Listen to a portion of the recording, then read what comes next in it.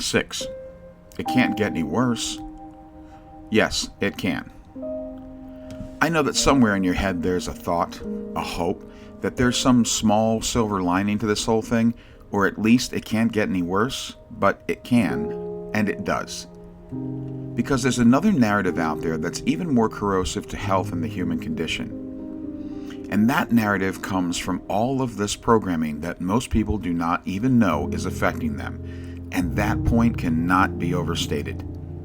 If you did not know this before this reading, then you should be very worried about the information and guidance you get from professionals that are as unaware as you were 46 pages ago.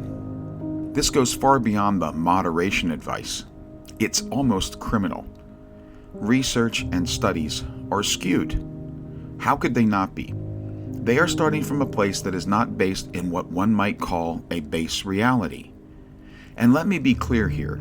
If you are thinking that a little of something is okay, and that is the conventional wisdom of the times as far as you're concerned, then your deductions and conclusions are going to be slightly off target. This might be confusing to the average person. So let's do this first. A primer on bad thought. We view life on this planet as fleeting. Any human lifespan is but a blip on the timeline of the universe. This narrative is pervasive. This has led us to incorporate some very poor ideas on how we should spend our time here. One of these poor ideas is the notion that since we only have one life and it's so short, why deny ourselves anything? This is the YOLO concept. You only live once. And as such, you should do whatever and enjoy it all. These are sprung from the same womb that has led us to the mess we're in today, and the way we think about food, and of course, the way that we don't think about food.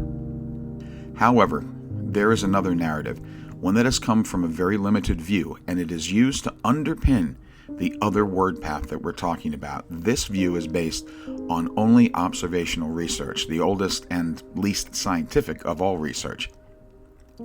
It states that we have been eating these things, the standard American diet, also known as SAD, for a few hundred years, and we're still living longer than before. It claims, without any proof at all, that frozen food is just as good as fresh. It says that GMO is no different than heirloom crops, and that chemical alteration and preservatives and anything else we can think of in Frankenstein's lab at Monsanto to do to food simply doesn't matter because the human body will adapt and keep on working. And it is this kind of thinking, bad thinking, that has led doctors to claim that vitamins do not work, or they do not help you, and that you can get everything from food without even knowing that they are talking about food that is no longer food as nature intended it.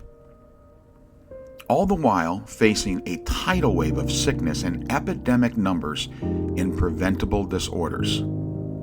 They do not know because they are unaware that the influences that have lied to you not only lied to them, but it's drilled its way deep into their minds and stopped them from being able to let the research go wherever it goes. Thus, their conclusions will be skewed. How else can you explain a group of people that believe competing narratives?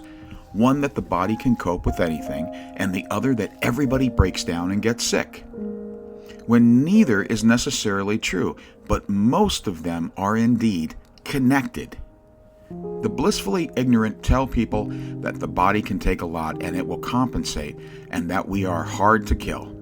And it's insane to worry about every little thing you put in your body, and that we all should just get on with our lives. And that is all based on bad thinking. It's a form of mass destruction. A huge pile of confirmation bias. When you look for things that only support your point of view, and in this case the flimsy notion that if it doesn't kill us, it won't, that has led them to do other kinds of awful things, like raise the bar on how many side effects we should allow in our medication, reduce our concern for long-term effects, tell people that a little will not hurt you, and in general give bad, slanted, and ill-advised advice. A better way of putting it might be that they live in a world where they expect you to be sick, to hurt, to poison yourself, and that you will not do the right thing anyhow. Then they give you pills that will kill you in a different way and tell you that that's helpful. All because they do not know what the right thing is to begin with. Look, I know that you might be thinking I'm being harsh on the medical community, but I have had them argue with me with the same passion against healthy eating and for the use of drugs, like an insane person might. I have seen them tell me that it doesn't matter what you eat, then tell everyone they see that they're all pre-diabetic. Confidently assure their customer that they will die of something and that everything is okay in moderation. Why do they do this? It's not because they're evil. They're not working from some hollowed-out volcano layer. No, they're ill-informed and unaware of the truth that should be so easy to see. A truth that there's no one out there that doesn't know this. You are what you eat. But how can something so simple and non-sexy compete against the wall of media and influence? How can it gain any ground in the race with trillions of dollars at play in the market of death and body destruction? How can anyone make a case for not trading off our health for a quick high in a world where no one's telling us the truth and most of them don't know it anyhow? Just like the reward cycle, we trade off a few minutes of bliss from bad food for hours of pain and years of suffering, and then have another group of enablers tell us we would have died from something anyhow. And if you cannot see where that kind of thinking will lead, you have not been paying attention. The true cost of these denials and deceit is not just your liver or kidneys. It's not only paid with human suffering around the world, because the same kind of cavalier attitude towards our health and our food and chemicals and the pursuit of pleasure over reason has let people justify the poisoning of the ground and the water and the air. The planet can take it. It will not matter what we do. The world will end someday anyhow, and we will not be alive to see it. These insane nihilist notions are pervasive in our society. It's not just about our sick addiction to food. Our insane dysfunctional relationship with food and eating, it has spilled over into how we treat each other and our planet. It is one of the major reasons our world is an environmental nightmare. These foods we do not need are resource hogs, pollutant orgies, and world killers, and because of this programmed bad thinking, they even have more insane and dangerous ideas on fixing the problem. So yeah, it does get worse.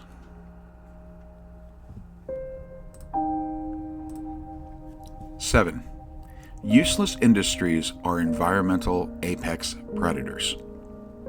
A few chapters ago, I took some shots at soda, a pure and simple, it's a killer point of view. However, we need to return to the fountain again. I know that it's not a popular notion that fake foods and useless food industries are the cause of environmental woes, but it's true.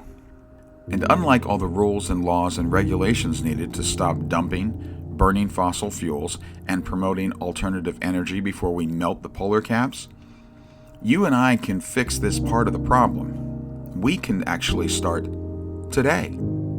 However, the powers that be, those bad thinkers, they have a few bad ideas of their own, and they all come from the same ignorance. So let's review this issue. Our world is getting hotter every day. The climate is changing. Ancient ice is melting, and we're facing simultaneous epidemics of droughts and flooding, unprecedented storms and forest fires, scorching summer heat, and winters of Arctic cold. We protest and demand green energy, and for some better science to save us, and beg for the powers that be to listen for and to change, to stop polluting, to stop clear-cutting our forests and burning the land, making millions of gas-powered pollutant devices every year. In short, we want everything that's out of our control to fix the problem. We blame everyone else and want the same people that let the mess happen to fix it. Do you know who's behind green energy? Companies like Georgia Pacific, GE, Shell Oil, British Petroleum, and they are working on this problem for you? You know what can happen when you just relax and let politicians, Wall Street, oil companies, and big business fix anything. They just might work in their interests and not yours. Their interest is in keeping things the way they are, and to that end, they have denied climate change, lied about their practices, lobbied to keep oil, gas, coal, fracking, nuclear, and every other thing they have trillions of dollars invested in and profit from online. These people are running on the same bad software as everyone else, and they really believe that everyone will die anyhow. So much so that they've started to warm up to a new and terrifying idea for a one-time big fix. And this idea is coming from top minds in the field. Get rid of people. The most recent research says that one surefire way to help heal the planet is to reduce the population. And this idea is gaining ground. The website populationmatters.org is all about it. They are saying, without a shred of backup, that we should institute mandatory population control because nothing else will work. Which should come as a surprise to the people of Thailand in a recent article that stated simply that the forced reduction in births has made no difference to their resources, to their environment, or even to their economy. Even still, this insane thought process, which is no different than the one that lets you eat trash and die young, has a new and even more stupid idea. That's right. You gotta go. Even though you and all of your friends do not run an oil refinery or pipeline, no one you know makes government energy policies, and you have never tossed a bag of trash in the ocean, burned the woods, or clear-cut a rainforest. You are the problem. There are just too damn many of you pesky people, and if there were less of you, we could just all keep doing what we do. Burning, drilling, using, wasting, and everything would be fine. It's like engineering a version of the rapture. And just who gets to decide which of us can have children? And what's next? Would we stop feeding the impoverished parts of the world, ignore the needs of the many for the good of the few? Or maybe just go Hollywood and start up the purge? This is what you get from starting off with bad thinking, wrong thinking. Fatalistic, nothing can be fixed, everything breaks thinking. It's what you get when you leave the people who made the mess to fix the mess. Yet, another idea is out there too, to confuse you even more and muddy the waters. A growing group of people say that we can do something right now to help this problem, and they are using our environmental nightmare to underpin their agenda of a totally plant-based diet. They want us to stop farming for livestock, and that will save us from total destruction. Because, and I want to preface this by saying that this is not a joke in any way, but feel free to laugh, cows belch and fart methane, and they eat and drink too much damn water. I'm not kidding. In this interesting alternate universe, they see us farming too much to feed livestock. So we would stop that, and then we would only eat plant-based foods, which we would grow, I guess, where we used to grow feed for the cows. Now, no one is asking where the livestock goes when we stop eating them, and that is a fair question. Currently, we have a combined total of 19 billion chickens, 1.5 billion cows, 1 billion sheep, and 1 billion pigs living at any one time on the planet. Presumably, these would all be set free from their bondage and let loose to live free range for the rest of their days in bliss. Yeah, about that. You need 1.8 acres for each cow, or 2.7 billion acres for them to be free and to not need feed. 10 square feet per chicken, or 3.8 million acres. You need 250 square feet per pig, or 5.8 million acres. and a staggering 1/2 acre per lamb, or 500 million acres for them to eat free range and not need feeding, adding up to 3.2 billion acres of free range grazing land needed to support these animals until their blissful death. That is, of course, if they do not mate and create more animals. There's only 4.6 billion acres of cropland in the world right now. So if we just stopped eating them and ate their food instead, we would need all of their cropland, and then we would need to have to relocate them somewhere. 3.2 billion acres of somewhere. This will not stop them from belching or farting, by the way. I just want to make that point clear as we go forward. If they were to just take over the lower 48 states of the United States, that would only be 1.9 billion acres. They would also need all of Central America, all of Mexico, and half of South America too. Unless we were just going to kill them at once and eat them until they're gone. But I'm guessing not. It's funny that these two ideas mirror the doctors versus health food nuts in their positions and poorly thought out ideas that are based only in what they believe or want, not in real facts or scientific truths. I'm not kidding here. They have no plan. But what if both crazy camps were half right? We need to reduce, but not people and not animals. What if we could all be healthier, clean the air and water, reduce carbon output by half, and reduce pollution by 75%? And what if we could do this without any new technologies or green energy products? I know there's nothing less sexy than common sense reduction of food that we do not need, but it is the key to saving the whole thing. Unless you want to give hundreds of millions of animals digestive enzymes and a filter diaper so that their belches and farts don't affect the air, while simultaneously farming 3 times the amount of food we do now to feed them, to feed ourselves. And it is literally those thousands of things that you can put in your body that are not needed for our existence that are also bad for the planet. There are industries out there that are bigger than meat that we could get rid of without suffering any nutritional issues.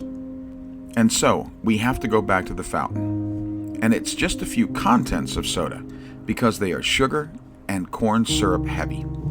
They are supported by a massive amount of fuel needed for transportation, and are all in cans or plastic bottles made from petroleum that are filling landfills. We have plastic now in our bodies. Let's start with the completely useless drink industry. 237 billion in sodas a year worldwide. 85 million in energy drinks, 675 billion in dairy milk sales, 32 billion in non-dairy milk products. Meat is a $9 billion worldwide industry. The 4 needless drink markets are over $1 trillion alone. Note that 675 billion is from dairy, which is a totally useless drink that no one needs unless you're a baby cow. These industries are producing 400 billion plastic bottles a year, and someone, somewhere, is worried about a cow or a pig belching. As far as reducing feed crops, milk cows represent 1/3 of the cow population and live twice as long as beef cows. So they are fed twice as long. By eliminating milk from our diets, we could remove 60% of the farm to feed issue. This would also remove huge tanker trucks filled with millions of gallons of milk on the highway, reducing CO2, reducing oil use, heat, and water use. And this is not a thing we need to run by Congress. We just stop drinking that crap. That is useless and needless and harming us and the planet. If you're really serious about saving your life and the planet, we could just go ahead and tank the coffee market as well. Coffee is a $100 billion a year worldwide market, and it doesn't grow everywhere. Add on fuel from shipping via land, sea, and air, the CO2 in processing and roasting, and the support industries like cups and lids. Think cups and lids don't matter? According to the Starbucks Facebook post from January 2017, they sold 671 million cups of coffee in 2016. And they're just one company. They're pushing out hundreds of millions of paper cups and plastic lids a year. Starbucks uses 800 million pounds of coffee, and that's only 5% of the total use a year, which means we farm, roast, transport, drip, and drink 16 billion pounds of coffee a year. 16 billion pounds of a crop that is totally worthless to your body, bad for the planet, and the peripheral waste and energy use is hurting the environment. I could go on, but the point of this exercise is to understand that what is bad for your body is also bad for the planet. That bad thinking and living unaware of the facts and truth have caused us to be poor shepherds of ourselves and the earth. That the consequences of our addiction do not stop with us. We are not the only victims. That our addiction, like any addiction, is killing both us and the planet. And lastly, by eliminating them, we can save both. So yeah, we got a problem with food. How we think and use and grow and eat and burn and dump and waste and ignore and pass the responsibility. We got problems. And like everything else, knowing there is a problem is the first step to solving it. Yet no addict can start a recovery when they're in denial. And everyone is in a constant state of denial. 8. The attitude of denial. There is an attitude of denial that is common in our health and in our world.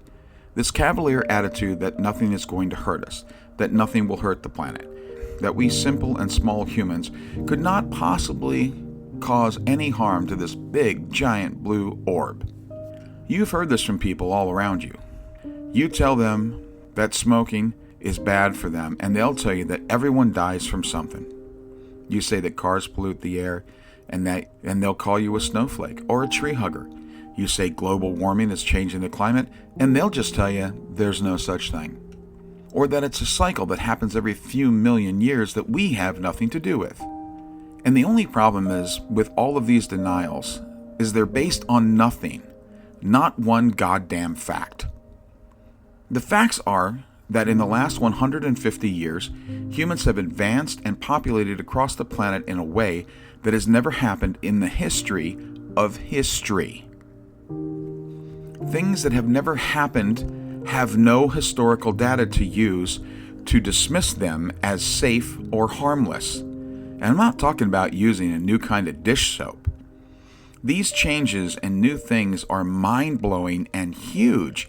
Massive changements and advances have resurfaced the world. Take pollution. 150 years ago, there was no human-made pollution in the air. Today, it's a mess up there. We have detonated over 2,000 nuclear bombs in the past 70 years, just testing them, not including the ones we dropped on Japan. We have had 4 nuclear power plant disasters since 1961, spilling massive amounts of nuclear pollution into the atmosphere. We have about 1.4 billion cars in the world as of 2022, spewing pollution into the air every minute of every day. 23 million big rigs and commercial trucks on the road worldwide. We have over 40 million plane flights a year around the world. We have launched over 70,000 rockets into the atmosphere and into space in the past 70 years. We have 350,000 trains running in the world. 95% of them run on diesel. We have designed and have used 350,000 chemicals for commercial use every day. And we have drilled and abandoned over 29 million oil wells in the past 120 years and currently have 1.5 million wells in use today. There are 2,400 coal-burning power plants worldwide, running 24 hours a day. We have paved 33 billion meters of roads. which is around 4 million miles of blacktop, we've cut down 15 billion trees a year. If you take a good look at that list, and it is not a full list, that is just the highlights, and then tell me that we have not had an impact on the world. And none of these things ever happened hundreds of years ago. Yet these denial assholes will tell you that none of this will hurt the planet or you. Just like people who say that bad food and fake food can't hurt them. The ignorance is staggering and dangerous, and without a shred of proof. There is simply no way to know how much damage these things have caused. And do not let them tell you that they know, because you cannot know a thing that has never happened before. A good rule of thumb would be this. If you would not want it in your house or on your lawn or in your drinking water at home, then we probably shouldn't do it anywhere. But we have this belief that we are separate from the world and its systems, that we can protect ourselves and pollute the planet, and keep those things apart. It's not just silly, it's completely insane. You would not want radioactive material in your kitchen or your bedroom or in your baby's room, so why are you okay with it in the air and the water and the world? Everything is connected. There is no separation between you and the world, and the sooner we can accept that, the better off the world and your health will be. The truth is that even if there is no global warming, these practices are wrong. This way of thinking and acting is wrong. Dumping pollution into the air, the water, and the ground is wrong. It's the wrong thing to do, even if it never had an environmental impact. It's not how people are supposed to act. You don't throw your trash on your lawn or your neighbor's lawn. You just don't do it. You do not live in filth or act without thinking or concern for others. And of course, these things are harmful, and we all know it. When it comes to how these acts harm the environment, we do know what can happen. We are not without history when it comes to these acts of pollution. We have history to look back on. Not included in the long list a few pages ago is the 1,300 EPA Superfund sites around the United States that are so toxic and contaminated that we hardly even know how to mitigate the damage. There are tire fires that have been burning in the United States for 4 decades. And there are sites like the old St. Louis airport site that was a dumping ground for Manhattan product research facilities that have an underground fire of nuclear contaminated soil that is an unimaginable danger. Nothing I can think of is more terrifying than that. They cannot put it out. They don't have any idea how to put it out. People do not even want to acknowledge that these things exist. To do so is to admit that we have data on the effects of bad practice. We justify what we do or don't do with the worst of all lies. The one that says whatever comes from our negligence and our neglect will happen long after the current we are dead, as if we have no responsibility to our future fellow humans. Imagine it for a moment. You're sitting there in your 60s or 70s and you look at your sons and daughters and their mates and their children, and maybe their children's children, and you think to yourself, fuck them. This denial, avoidance, and justification only denies us our collective future. It serves no purpose to pretend that you know something that you don't. It just makes you look foolish.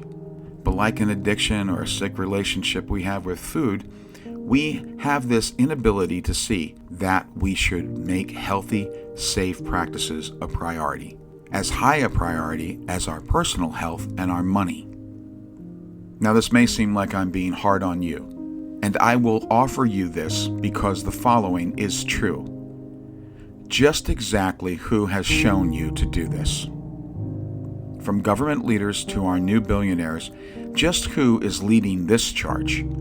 Showing us that this matters, teaching us that you can be successful and rich and exercise good stewardship of our world and ourselves. Name the person.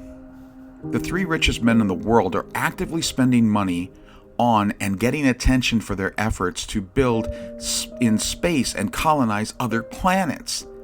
They're not using their unprecedented wealth to clean up this world, to fix these problems, to feed the hungry or cure the sick. No, they're looking elsewhere for a fresh start. And even though they do not come out and say it, their actions seem to suggest that they could care less about what happens here, or worse. They think that these problems simply can't be solved. Messages, training, environmental impact, social cues, and outright narratives driven by skewed priorities have shaped our collective view of this world and ourselves. Our place here, our relationship and responsibility to this world, put us in a place in our minds and hearts that point directly to a simple and debilitating notion that we are small, helpless, and unable to change or fix or affect anything on our earth or in our own bodies. That we should just enjoy this short life, live for today, and feel no responsibility to anything or anyone that follows. It is a destructive, contradictory thought pattern. We feel helpless and weak. We are convinced that we are only one person and can change nothing, so we live only for ourselves. Yet that very behavior is the thing that keeps us from trying to fix anything, change anything. And if we never try to stop, to control ourselves, to demand change, then we never have any proof that we can affect this world or our health. Then we can feel confident in just doing whatever we want, living as selfish and unaware as we want to, tossing out those lies and justifications when someone confronts us, and then making fun of those who are willing to try, calling them fools. It is a self-reinforcing delusion, a story we tell ourselves that is separate from reality and the facts, one that is a closed loop. The actions we take create the outcome, and the outcome is used to excuse the actions we take.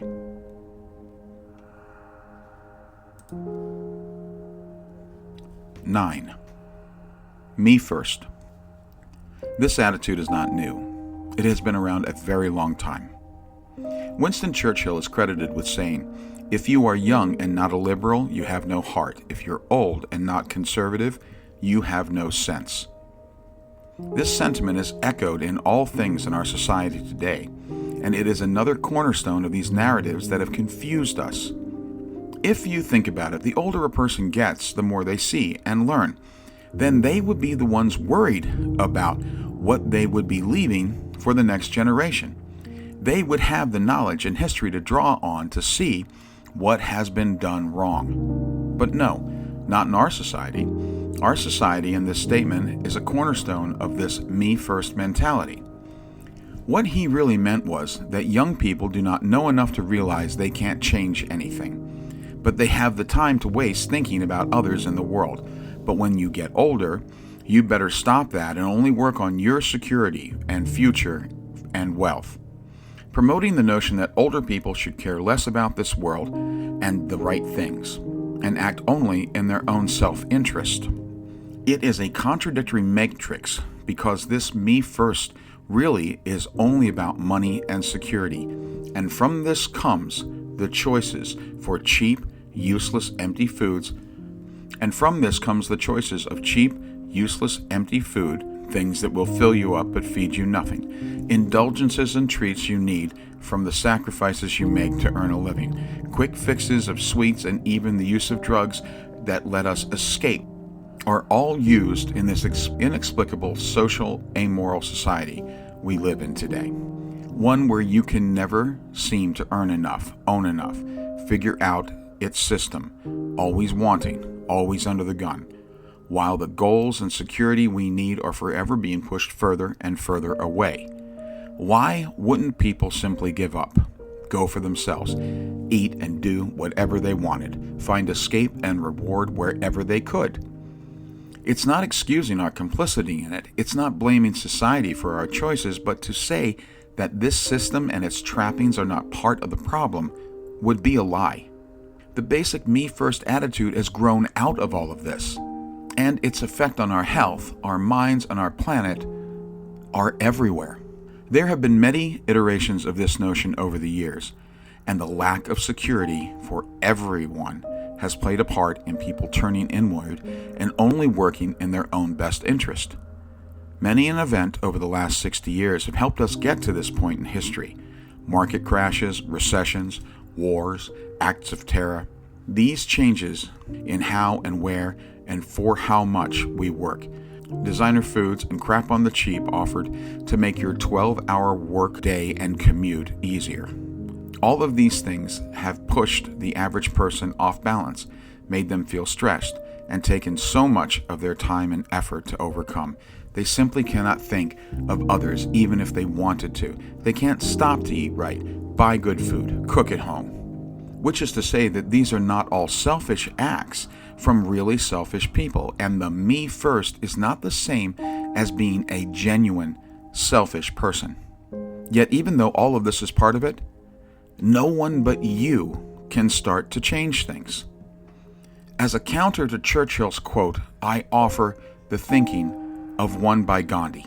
Be the change you want to see in the world. And we come to the point where we understand how and why and the details of the system that underpins this user world. The forces that push us towards dependency and addiction and selfish destructive behaviors. The programming and environmental impacts that have been here from our first breath. The juggernaut of billion-dollar businesses that need you to not care about yourself or your world in order for them to profit. We accept these things, and then we have to push them aside and begin to act in a way that will save us and in turn save our world. Now we come to the part of the plan that is always the hardest. The part where we have to do something. And it's a big thing now. Because you're not just choosing to change yourself or your loved ones. I hope that by now you can see that the choice to change is for a higher purpose. For the longevity of you and our planet. Now you are no longer able to think that the choices that you make have no effect on anyone but you. And that should make you feel good. That when you stop the buying and consuming of needless, wasteful, harmful products, you will help your body, and you are joining a group of people that are literally being an active part of the solution. Now, will this knowledge overcome personal and psychological reasons that you might have for your food addiction? No. As I said in the beginning of the book, these problems cannot just be solved by any book. However, for those that take the first step towards freedom, this one reason can be something for you to hold on to. And when it comes to change, we can all use more reasons to stay the course than we have for continuing to make poor choices. That said, if you're ready to help yourself and our planet, we're going to need to detox your life. Not just the food you eat. You've been listening to Food Sick Nation by Richard Hendry, Part 2, continued in Part 3.